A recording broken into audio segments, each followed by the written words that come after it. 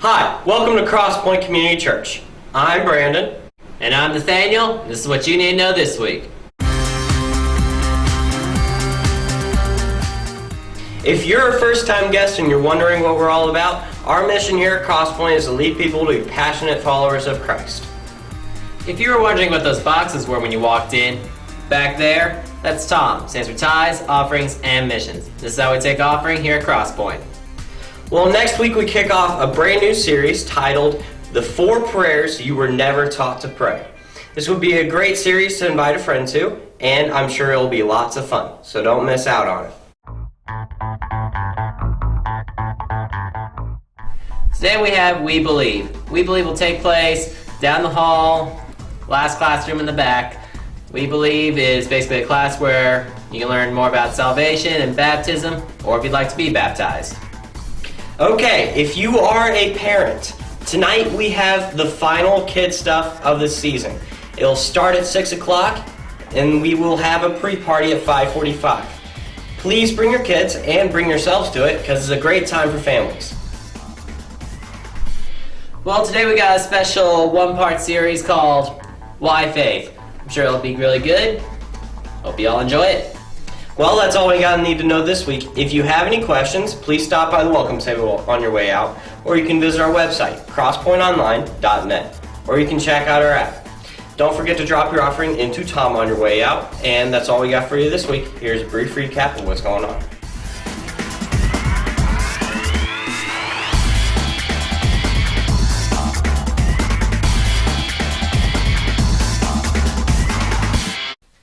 And I gotta have faith, faith, faith.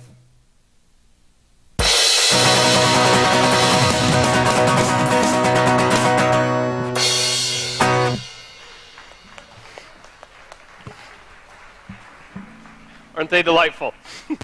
Hey, good morning. We are glad you came out on this beautiful, sunny, splendid May morning to join us this morning. My name is Kevin, and I am the pastor here at Crosspoint. We want to know if it is your first time here this morning. We just kind of have a token of our appreciation for you coming out on this gross, muggy morning. We have a free gift for you at the welcome table. We would have still had the free gift for you if it was bright and sunny, just so you know. It's just kind of our way of saying thanks for showing up, and we're just glad that you're here. This morning, we're going to do something a little bit different. We're just kind of going to do a 1 week. We usually do longer series. We're going to do a 1 week series titled Why Faith? But this is what I need you to do right now. I want to make sure that you're not sitting by strangers, because you're going to spend the next hour with them. So if you would please stand, introduce yourself, shake a few hands, and then sit back down. So this is what I want to do this morning. We've titled the message today, Why Faith? And I want to discuss how I think, and I'll admit how I think, we can prove the existence of God in terms of how important faith is. Now, this is the question that we usually ask whenever we're talking about God. We ask, how am I here? And I need to apologize for a couple things right at the start. My handwriting is atrocious. There is a slight glare, and I write in all caps. I'm not screaming at you. It's just how I write, okay? And I want to dive on this so you can kind of see the flow. But we ask, how am I here? And when we ask that question, there are 2 large answers that come out immediately. The first one is what we refer to as the Big Bang, and the other one, we say in more religious circles, that there is a creator. And what happens is anytime someone wants to talk about proving the existence of God, we ask this question. We always come back to, hey, you believe in God, you don't believe in God. Well, how did you get here? How did the world come into an existence? And so these 2 sides will fight back and forth lots of times. They'll get very angry. They'll get very upset. Each has long lists of their arguments in terms of why you should believe this or believe that. But there's a problem with each of these. On the Big Bang side, the Big Bang is the belief, I'm not going to get this completely right, but that there was a mass, and it exploded. And millions and millions and millions of years later, through evolution, we got to where we are here today. That there was a mass, it exploded, there was a Big Bang, if you didn't know that's where it's got its name, And through millions of years of evolution, that's how we got to where we are today. The problem with that I have is not the evolution side, is the where did the mass come from? Why was there a something and not a nothing? And I've never heard a very good rationale for that, because it says, well, at the very beginning there was a mass. Why was there a mass? Was there something before the mass? What created the mass? How did the mass come into existence that this could happen and millions of years later we get to where we are today? And so that's a significant problem. And so we go, well, obviously, we're in church, so we go, well, there's the creator side, and that explains creation. People will argue back and forth whether it is a God created on a 6-day creation, or if in the 6 days creation it means 6 time periods, because people don't really believe God could have gotten it all done in those 6 days. He just didn't have the time. But they'll say, okay, so it's one of these. It's either God created on 6 days, Genesis 1, this is what we believe. This is the scientific, factual account for how it was created. There's a problem with that. And that is, when you read Genesis 1, and you read it very carefully, not to get up in the morning, I've got to do my devotions, Genesis 1, fall asleep, Genesis 1, pray a prayer, fall asleep, go about my day when I wake up. When you read it carefully, you notice that there is a certain pattern that develops in Genesis 1. And it'll say something like this, and there was the first day, and then it will say, and God said, let there be, and there was, and God saw that it was good, and there was morning, and there was evening, the first day. And then it'll go to the second day, and you see that same pattern. And it will say, and God said, let there be, and there was. And God saw that it was good, and there was morning, and there was evening, the second day. You see that there's a pattern. There's a structure. There's a rhythm to Genesis 1. And as you look at this closely, you realize that Genesis 1 is a poem. It's a poem. Now, let me ask you something. If you were robbed, and the police came and they did a report on the fact that you were robbed, and they very much wanted to catch this person who had robbed you, and so they sent in a sketch artist. And so the sketch artist was going to come and draw a picture of this person who robbed you. Would you then break out into poetry? Would you go, his hair was dark as night. His skin was white. It gave me a fright. Like, no, the sketch artist would look at you and they would go, you are crazy. Because the fact is that when we want to convey very factual information, we don't write poetry. And I'm not saying it didn't necessarily happen that way, but Genesis 1 is a poem. And my point is this. Maybe these explain each other. But the very important thing that we need to understand is that these two sides can argue back and forth as long as they want, and there will always be arguments on one side and the other. And so when we talk about proving the existence of God, I don't think this is the right question for us to ask. I think there's a better question for us to ask. And that is, why am I here? And this is what I want to do. I want to look at this from 2 angles. I want to look at it from the angle of faith, and I want to look at it from the angle of no faith. And this is what we're going to do. We're going to say, if you really believed that there was a God, what would your life look like? What would your options be? And if you really, really believe, not kind of filtered in between the middle, but if you really believe that there was no God, what would your options be? Let's take the side of no faith first. If you have no faith, you have 4 main options in terms of how to live your life. The first one, which we see very often, is an idea of eat, drink, and be merry. Life is short, so my role becomes then to maximize my pleasure. I must suck every bit of enjoyment I can possibly get out of life because life is short. And so why would I struggle? Why would I sacrifice? Why would I do these different things? My job is to have fun. It's amazing when you listen closely how often you hear this message through media and through culture. I don't know how many of you are familiar with the hit song that came out last year by the band Fun, "We Are Young," which says, "Tonight, we are young, so let's set the world on fire and watch it burn brighter than the sun." Who cares? Let's just go through this. We're young. Let's do whatever we want. Let's set it on fire. Who cares? I would like to add, and I would throw myself in this group, that if you are a parent or a grandparent, you have lost the right to sing "We Are Young." It no longer applies to you. Another example of when we see this in culture is teenagers. I like when I refer to it like that, you teenagers. One of the most common things that you hear in their subculture is YOLO. YOLO. If you're unfamiliar with what YOLO means, it means you only live once. Now, this is the context that it is said. It is never said, YOLO, you only live once. Make smart, wise decisions. Because when you mess up, you can't go back on it, and so you have to live wisely. You only live once. No, it said, jump off the bridge. Quit your job. Let's do this. You only live once. We only have one chance to suck all the pleasure that we can out of life. So let's live it up. Eat, drink, and be merry.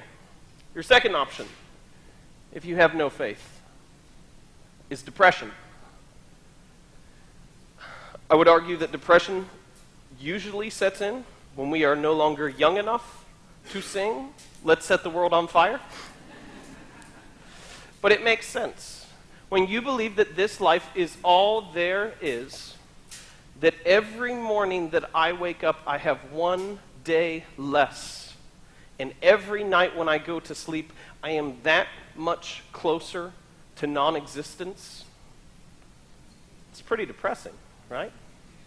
I have just depressed some of you. You went, "Oh my goodness, I never thought of that." But it makes sense, because if you know you're eventually going to go into non-existence and this life has no meaning, depression is very easy. The ultimate expression of that depression is suicide, which says, why delay the inevitable? Why go through the struggle? Why go through the pain when that is where I'm going to end up anyway? I'll just end it now and take the shortcut to non-existence.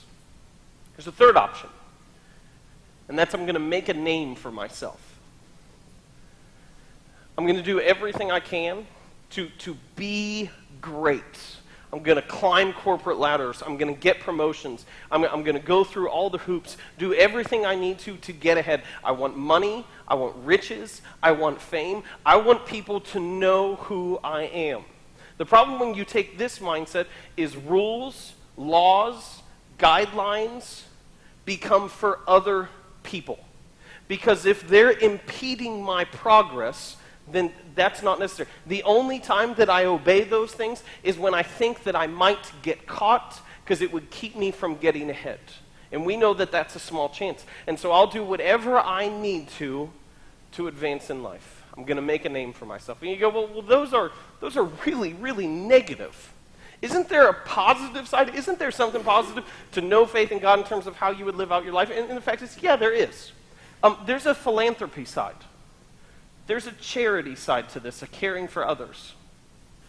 But the thing is it comes with conditions. Because you're no longer serving, you have to be motivated to serve other people. And so the things that motivate you become very intrinsic. It's a very egocentric philanthropy.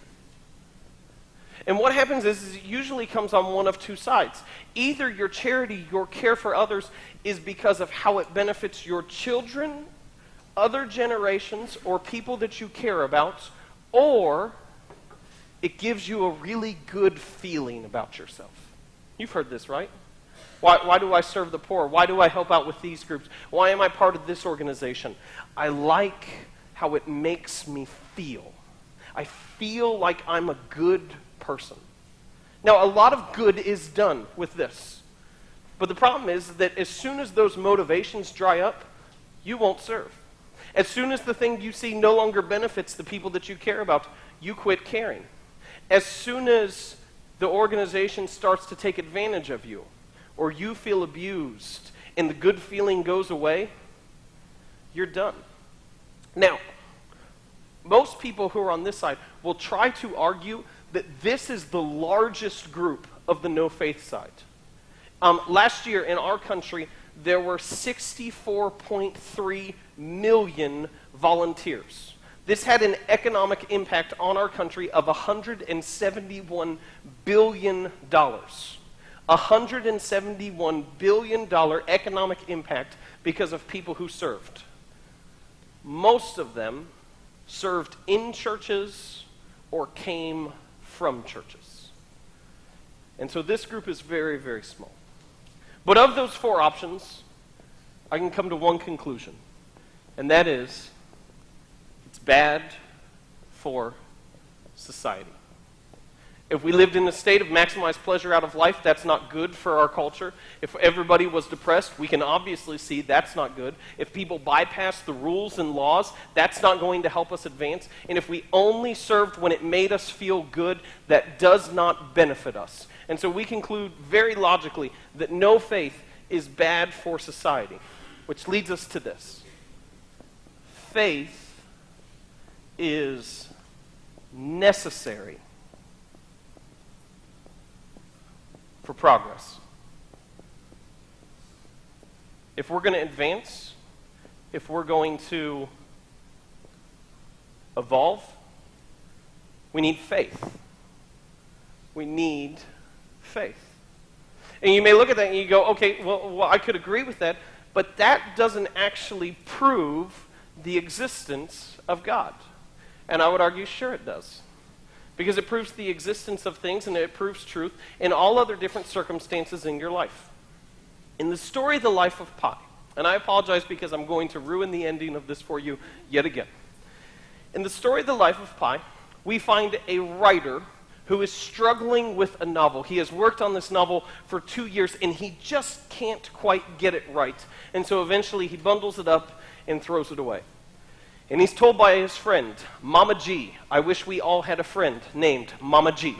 He's told by his friend, Mama G, that he needs to go visit this man by the name of Pi who would tell him a story that would make him believe in God. And so the writer goes, and he meets this man Pi, and he tells him, my friend Mama G told me that you had a story that would make me believe in God. And Pi sits down and he begins to tell him his story. And he tells a story about how his family had to move their zoo across the Pacific Ocean. They had their entire zoo packed up, and they were on a ship going across the Pacific Ocean because they needed to make more money. While they're on the ship, there's a terrible shipwreck, and the ship begins to sink. Pi tells the story about how he escaped on one of the few lifeboats on the ship, and how when he finally came to on the lifeboat, he realized he had some strange companions. There was a zebra, an orangutan, a hyena, and a tiger. And he says the zebra, when it tried to escape on the lifeboat, it got very, very much injured in its fall, and its leg was in an incredible amount of pain and very badly damaged. And so what happens is the hyena kills the zebra and begins to eat it. The orangutan goes crazy seeing what's happened and starts to fight the hyena, and so the hyena kills the orangutan as well. And then the tiger comes in and kills the hyena. This all happens very, very quickly. The zebra is badly hurt. The hyena kills the zebra. The hyena then kills the orangutan when they get in a fight. And then the tiger kills the hyena. And then he tells the very long, excruciating 227-day story about him and the tiger's trek across the Pacific Ocean. And he tells of the heat that they struggled with and the need to find shelter. He tells about the storms that almost took their life. He tells about their search for food when the rations on the lifeboat ran out, and how they tried to fish and how they tried to do all these sorts of things to finally make it. And eventually, after 227 days, they ran ashore on the Mexican shoreline. He says his friend, the tiger, He speaks frequently in the story about how the tiger kept him alive. It kept his wits sharp, and it kept him focused, and it gave him a companion. About how the tiger slipped into the forest, and how some men came and they helped him to a hospital. And in the story, he begins telling about his stay in that hospital, and how two men from the boat, two men who worked for the boat's company, came to get a report because they needed to know why the ship sank. And so they asked him, "What is your story?" And he tells them the story of the hyena, the zebra, the tiger, and the orangutan. And when he gets done, the two investigators go, "We can't write that. We've got to go back and tell them why the ship sank. We can't write that." And Pi says, "Well, that's what happened." They said, we need something else. And he goes, "I'm very tired. Come back tomorrow." And so they come back the next day, and they ask Pi what happened. And he tells them a story about a sailor who very badly damaged his leg falling into the lifeboat. How the others on the boat, it was him, the sailor, the cook, and his mother. How the cook took advantage of the sailor and killed him to use him for bait. When his mother realized what the cook had done, she was so furious that she began to fight the cook, and the cook killed her as well. And then he tells about how he then killed the cook, and how then he made his 227-day struggle to the Mexican shoreline. And the investigators finished the story, and it says they thanked him. They didn't really like the story, but they thanked him for his time and went on their way. And then it flashes back to Pi sitting with the writer who has just told him this story, and Pi hands the writer a copy of the investigator's report. So he's sitting there with a copy of the investigator's report, and the writer begins to put it together. And he says, so both the sailor and the zebra badly damaged their leg, and the hyena killed the zebra, and the cook killed the sailor, and then the cook killed your mother. He says, so the hyena is the cook, the zebra is the sailor, the orangutan is your mother, and you are the tiger. And Pi looks at him, and he says, can I ask you something? The writer says, sure. He says, I've told you two stories.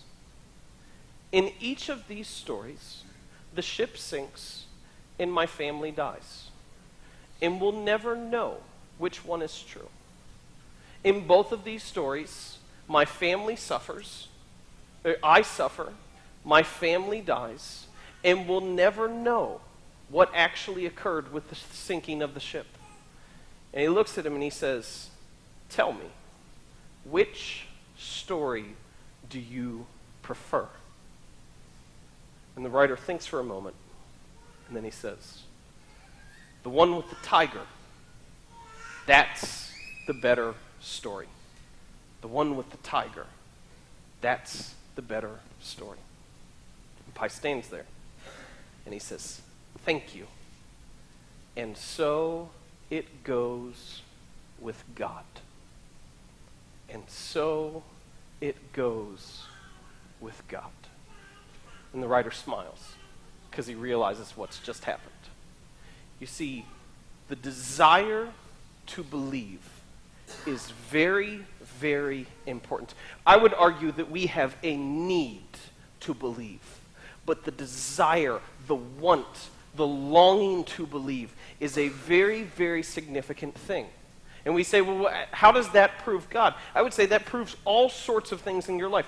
You choose to believe stories about your friends, family, events, circumstances that you see on the news. You choose to believe stories because you want them to be true. You choose to believe because you want them to be true. And you believe them until you are factually proven wrong. Every March since I was 6, I still believe to this day, since I was 6, every March, that the Reds are going to win the World Series. It's happened once, when I was 6. But every March, I will believe that the Reds are going to win the World Series, and I will believe it until I'm proven wrong. And I'll say, well, that can't possibly be true because I know this. The problem with God comes in is that we can never really know until we die, at which point in time it's too late. We can never really have that factual, functional proof until we pass away, at which point in time it's too late. And so we go, so what does that have to do with the desire to believe? My 2.5-year-old believes in magic. She believes in princesses with powers. She believes in fairy godmothers. She believes in pumpkins that become carriages and mice that become horses. She believes because she wants to believe. And so it would be my job then as her parent to explain that none of that is real, to rationally, logically show her how none of that can possibly be real, because magic isn't real, right? Not a rhetorical question, I just want to be sure, because magic isn't real, right? Okay. There's a problem with that, though, and it has to do with the fact that the universe is expanding. We live on the planet Earth. You are one of 6 billion people on this planet. Makes you feel good inside, doesn't it? Our Earth is part of a solar system that revolves around the sun, that has Mercury, Venus, Earth, Mars, Jupiter. Oh, Jupiter should be bigger. There you go. That's Jupiter. Saturn. As my astronomy teacher would force me to pronounce it, even though we know this isn't true, Uranus, Neptune, and what used to be Pluto. Still ticked about that. So you are one of 6 billion people on one planet in our solar system that has 8, should be 9 other planets revolving around the sun. Our solar system is a very, very small part of the Milky Way galaxy. The Milky Way galaxy is one of 54 galaxies that are referred to as the local group. The local group. These are like the people in your cul-de-sac who you refer to as the local group. You are one of 6 billion people, as part of 8 planets revolving around the sun on the Milky Way galaxy, as part of 54 galaxies that are referred to as the local group. Feeling pretty small. The visible universe is a million miles across. The edge of the universe is, I love this, the best scientists in the world, the edge of the universe say that it is roughly 90 billion trillion miles away. Roughly. We were in a budget meeting on Friday, and I was laughing because as we were going through our budget, somebody said for a line item that they needed that it was $1,100-ish. And I said, well, we can't do ish when it's budgets. I need more than that. The best scientists in the world say that the edge of the universe is roughly 90 billion trillion miles away, which means give or take a trillion. We're not quite sure. About 100 years ago, a group of astronomers, including Edwin Hubble, who is famous for his telescope, were looking at these galaxies through the telescope, and they noticed something very interesting, that the galaxies were giving off a red light. This is significant, because when galaxies move closer to you, they give off a blue light. But when galaxies move further away from you, they give off a red light. And so they came to a very simple conclusion. As big as the universe is, when it's a million miles across in terms of what we can see, the universe is expanding. It's getting bigger. Now, when you talk about the bigness of the universe, you must also talk about what it's made up of. And we know the universe is made up of atoms. Let me go over here. Made up of an atom. If you were to take a grain of sand, just a single grain of sand, it would contain 22 quintillion atoms.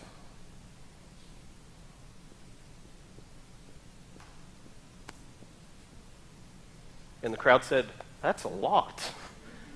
22 quintillion atoms. Atoms are created. We know that there are three main particles in atoms that make up an atom: protons, neutrons, and electrons. The protons and neutrons exist in the nucleus, the center of the atom. If you were to take an atom and blow it up to the size of a stadium, the nucleus would be the size of a grain of rice, but it would weigh more than the entire stadium. And so these are in the center. We have identified over 150 subatomic particles that make up this atom. But I want to talk about the electrons. The electrons orbit the nucleus. Now, it was originally believed that the electrons orbited the nucleus in much the same way as our planets revolve around the sun. But as they started studying them, they noticed something very interesting, something that we don't talk about in our freshman biology classes because we're studying for the test. We just learn the information and move on. They found out that the electrons don't orbit as we would expect. They're in one spot, and then they disappear and appear in another spot without ever having traveled the distance in between. Let me say that again. They're in one spot, they go away, then they appear in another spot, and they never travel the distance in between. Let me ask you something.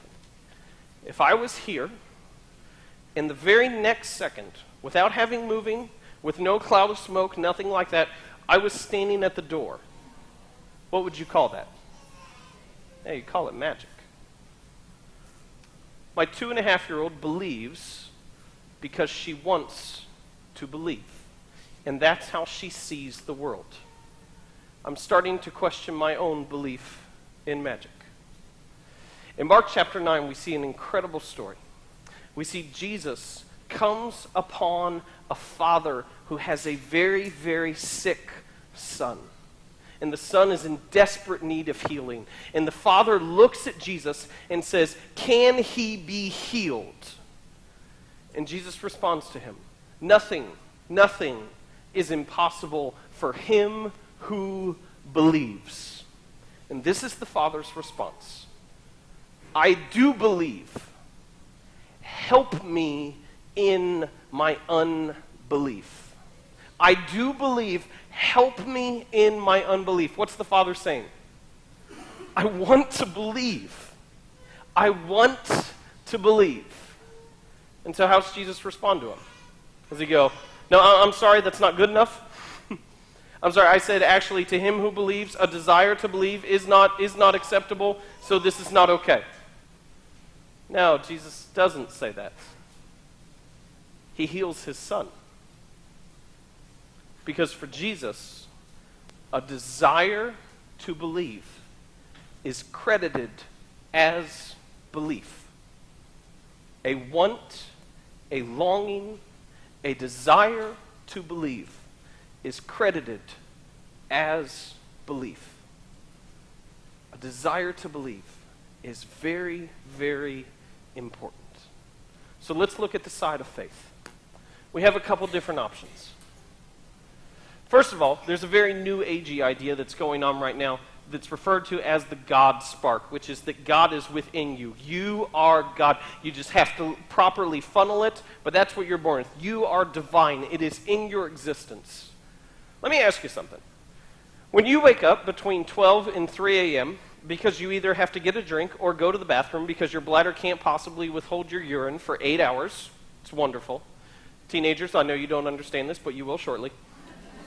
When you get up in the middle of the night and you have to go to the bathroom and it's pitch black, and so you will inevitably do this. You will slowly get out of bed, your knees will hurt, your ankles will creak, and you will slowly begin groping around the room to try to find your way. And what inevitably happens? You will stub your toe on the piece of furniture that has been in your room since you moved into that room, in which just about every night you stub your toe on and you think, "I hate this." You may swear under your breath. You don't have to admit that now. I understand how that feels. But you think, why is this occurring? Do you feel like God? Or let me give you another one. When you wake up at 11:30 to 2 a.m., you are covered in potato chips, the TV is still on, you have a nice bit of slobber that has run its way down this corner of your mouth, which has now dried and is white and crusty, because you couldn't stay awake long enough to watch the program or the game that you were very much looking forward to. Do you feel like God? No. No. You're not God. Another option is what we refer to as the polytheist religions. These are beliefs in many gods. The two most popular are Hinduism and Buddhism, are the most popular polytheist religions. The two main tenets that these are built off of is karma, I apologize for my handwriting because it's getting pretty high here, and reincarnation. Karma and reincarnation. Normally when people want to talk about polytheist religions, they want to attack reincarnation, which is the idea that when I die, I either become a rich person or a poor person or a snake or a lizard or a cow or something like that based upon how I lived my life. And so people want to go after reincarnation. I have a hard time going after that to say that's a weird belief because I believe in a Jewish carpenter who walked on water and rose from the dead. And so I really have a hard time pointing the finger. However, I do want to talk about the karma side. Karma is the belief that if I do good, good comes back to me. If I do bad, that bad comes back to me. It's the belief that the universe is just. The universe is fair. How many of you have ever said life isn't fair? Yeah. See, if we believed that, good people would get rich and die old. Bad people would go to prison and die young. But that's not how the world works, is it? No. Karma doesn't exist. Which leaves us with three main options, which we refer to as the monotheistic faith, the belief in one God. They are Judaism, Christianity, oh, that was a bad H, Christianity, and Islam. Let me break these down for you real quickly. Judaism has as its main focus the Old Testament as its authoritative word. The key significant people in this are Abraham, who God established a covenant with, Moses, who led the people out of slavery, and David, who God reestablished that covenant with. The main teachings of the Old Testament and Judaism is a focus on the covenant and a need to obey the law. Christianity affirms the Old Testament is real, but also says the New Testament is an authoritative word.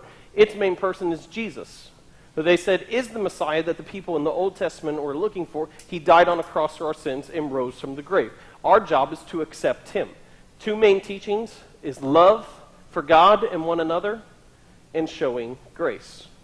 Islam affirms the Old Testament and the New Testament, but believes that these have been consolidated and fulfilled in what is the Quran. And so the Old Testament and the New Testament are both real, they're both true, we just don't need to look to them anymore because their teachings are consolidated in the Quran. Its main figure is Muhammad, who they believe is God's last prophet. They believe that because Muhammad said, I am God's last prophet, which is just a really nice way of making sure no one comes after you and disagrees with what you've said, to say I'm the last one. Muhammad, and then everything is built on the 5 pillars of faith. Here's the problems. Islam affirms the New Testament as the authoritative word of God. They believe we don't need to look at it because they summed it up in the Quran. They kind of gave you the cliff notes, which is nice. But they believe we no longer need to look at it because it's summed up in the Quran. But the New Testament is the authoritative word of God. But they believe that when Jesus said he was the Son of God, that he was the Messiah who the Jews have been looking for, he was mistaken. He was actually just a wise man. He was an incredible prophet. He was a great teacher, but he wasn't the Son of God. This is the equivalent of you saying, my boss is a wonderful person. He's the wisest man I've ever met. He's incredibly intelligent. There's just one hang-up. He thinks he's Batman. This would only be okay if you were working for Bruce Wayne, Batman's alter ego. But other than that, you would not say that. You would say, my boss is crazy because he thinks he's Batman. But they say, no, Jesus was a great teacher. Follow everything he said. He was wise. He just wasn't who he said he was. He wasn't the Son of God. The other problem with Islam is the entire Old Testament, which they affirm, is built on looking for the Messiah. And they say, yeah, we agree with that. We're just no longer looking for the Messiah. They're not true to their roots at all. And so that can't work. When we look at Judaism, Judaism is all about following God and waiting for the Son of God, the Messiah, to come to free people from their sins. Now, they say the reason why we don't believe in Christianity is because, I need to erase this because I need some more space, is there are 351 prophecies in the Old Testament which tell about the Messiah. And Jesus didn't fulfill all of those. Now, I think the other reason why they don't believe it is because their leaders killed him, and so it's kind of hard to turn back on that when the guys who you follow murdered him. But this is what they'll point to today, that there are 351 prophecies, and Jesus didn't fulfill all of them. The problem is that some of these prophecies are mutually exclusive. They couldn't have both occurred. Let me give you a couple examples. One of them says that the Messiah would lead Israel into greatness. Another one says that the Messiah will be killed in weakness. How can those both happen? One of them says that he will enter riding on a donkey. Another says he will enter riding on the clouds. I don't think that means a donkey on a really foggy day, but other than that, those don't work. And so you have a couple options in terms of how to make sense of that. The first option is that the prophecies go unfulfilled, which they go, no, we don't believe in that. We believe all the prophecies will be fulfilled, and that's why we rejected Jesus. Your second option is you believe that there are two Messiahs. They go, no, that can't be the case. Because the Old Testament is very, very clear there is only one Messiah, there is only one Son of God. Which leaves you with a final option. There's one Messiah, but he's going to appear twice. He's going to come once, and then he's going to come back. And their disagreement with that is they say, but the Bible never tells us that's how it's going to be. But the Bible also never tells us that's how it's not going to be. It leaves that option open. And if you're unfamiliar with the story, when Jesus dies on a cross, is raised from the dead, eventually he says, my paraphrase, and I don't think it was in an Arnold Schwarzenegger voice, I'll be back. Now, they say instead Jesus is one of a long list of false messiahs who claim to be the Son of God. The two most famous false messiahs, one of them was killed in battle. The other one was captured by Muslims and converted to Islam to save his life, which is exactly what we would expect from a false Messiah. And we're left with one story. A man named Jesus who came to live a sinless, perfect life, was crucified on a cross, dead, buried, rose again 3 days later, and said, I will return. And his request is simple. Follow me. Follow me. Turn from your sins and follow me. I want to get back to the question that we asked at the beginning in just a second. And this isn't meant to be a promotional thing. But if you're inching on that line, and you're wondering more about what that means, we have a class that we offer every once in a while. We're going to do it right after the service today in the very last classroom in the back hallway, and we call it We Believe. And We Believe, what it does, it takes 20 to 30 minutes, no more than that. It breaks down what does that actually mean, and then it gives you a next step. And for us, our next step here at Crosspoint is baptism. That we believe baptism is when you go public with your faith, when you say, I've decided which side I'm on. I would highly encourage you. I think sometimes we get the idea that baptism is for kids. Baptism is for kids, but it's not just for kids. If you follow Christ and you have never been baptized, I would highly, highly encourage you to be a part of that and see what that looks like. But I want to ask you this. This morning, I have told you 2 stories. Now, in both of the stories, life will be difficult. You will suffer. There will be joy. But there will also be lots of heartache. And in both of the stories, fast forward between a day and maybe 90 years, you will die. And I want to ask you, which story do you prefer? Which story do you prefer? Do you prefer to live in the story of no faith and what it leads to? Or do you prefer to live in the story of faith? Because the desire, the want, the longing to believe is very, very significant. And some of you may be on the side today where you're going, I'm in, I'm good. I've got all my questions answered, I'm ready to go. Some of you may be at that spot where you're going, I want to believe. Help me in my unbelief. I want to be very clear. Faith and doubt go hand in hand. They are coupled together in a dance for the rest of our lives. You will struggle with that. You will have questions. There will be times in your life where you will look to the skies and you will say, God, are you there? And there will be other times where you go, God, I know you're there, but are you really good? That's the leap of faith that we take. Is God there? Is God good? And I want you to know, if you're here today and you're asking those questions, God does not approach you with a heavy hand and discipline. He approaches you with open arms and a better story. And so the question you need to answer today is, which story do you prefer? Which story will you choose to live in? Let me pray for you. Father, as we gather here this morning and we cover an enormous amount of information, I want to pray for the person who has lived their life in the middle, who has wavered back and forth between faith and no faith. Father, I want to pray for the person who follows when it's convenient and ignores when it asks them to do something that they don't want to do, or put their trust in someone or something that they don't want to put their trust in.